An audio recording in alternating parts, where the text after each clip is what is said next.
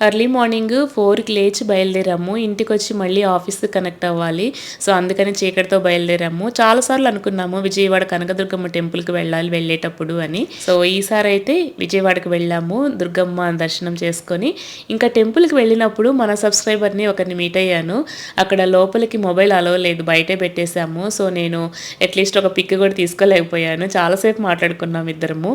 ఇంకా వెమ్మటే జర్నీ చేయడం కొంచెం కష్టం అని అప్పుడు ఎండ బాగున్నది. అందుకని ఇక్కడ అంబేద్కర్ స్టాచ్యూ ఇక్కడ బాగా కట్టారనమాట విజయవాడలో. సో, అక్కడ చూడటానికి వచ్చాము. లోపల మ్యూజియం లాగా ఉంటుంది. లోపల ఆయన గురించి ఇట్లాగా వాల్స్ మీద అంతా డిస్ప్లే చేస్తున్నారు. ఎక్కడ చదివారు, దేని గురించి ఎక్కువ కృషి చేశారు ఇట్లాగా.